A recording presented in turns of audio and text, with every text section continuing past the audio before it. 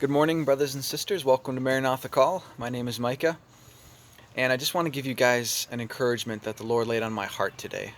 I think it's very prevalent, and I think there's many of you that will find encouragement through this.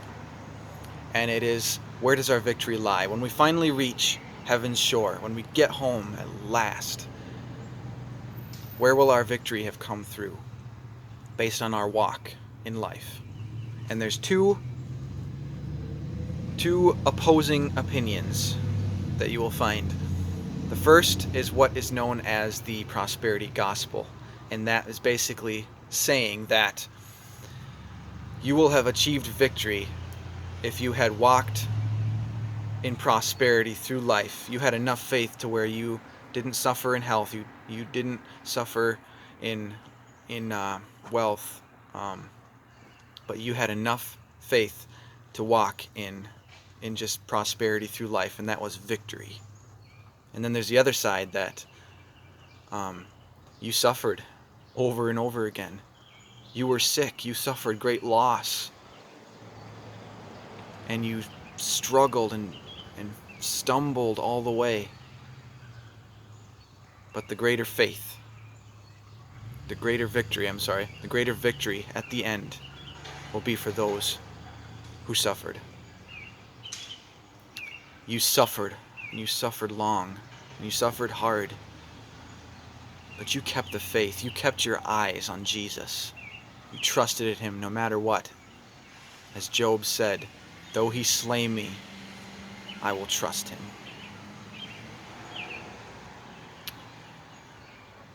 And I think there's a lot of you out there right now who are suffering hard. Or you know someone, a loved one, dear loved one, who is suffering terribly.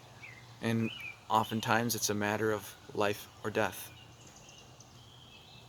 But be encouraged with this today, that the more we have suffered in this life,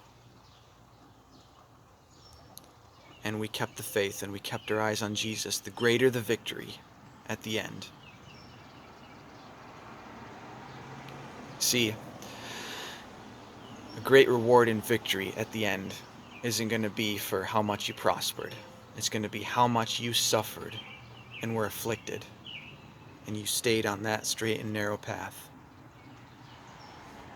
and you trusted Christ, because he's with you every step of the way. And there are times when you can't see him and you can't feel him, but he is there.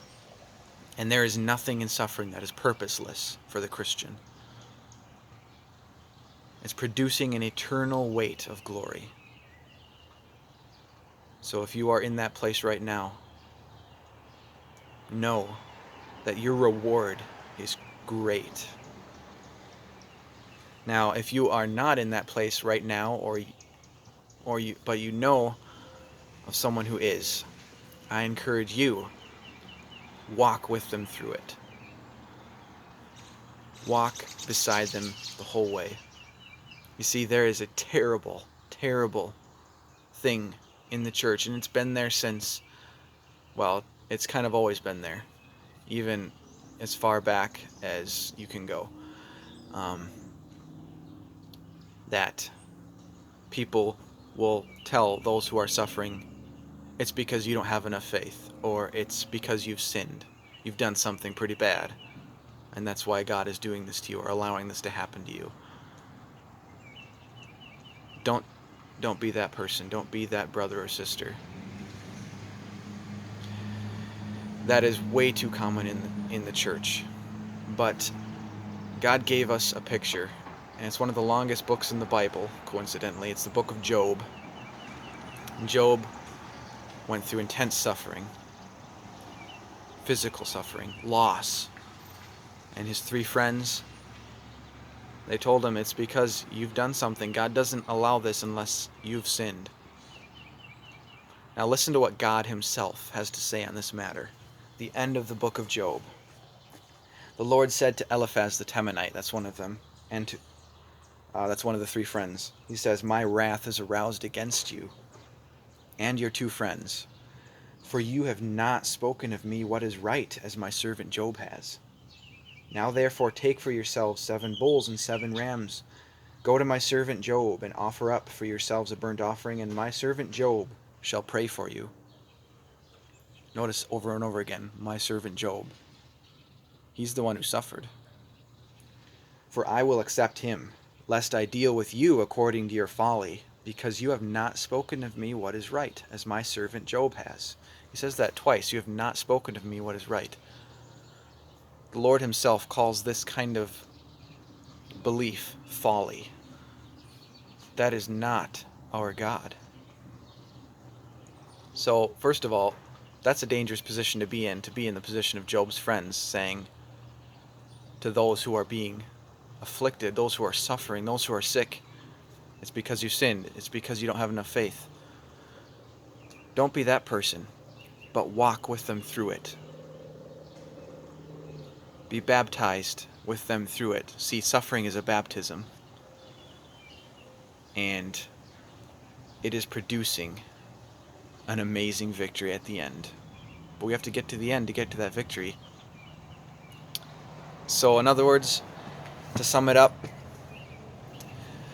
our victory, our weight of glory that is coming, and it's coming so soon,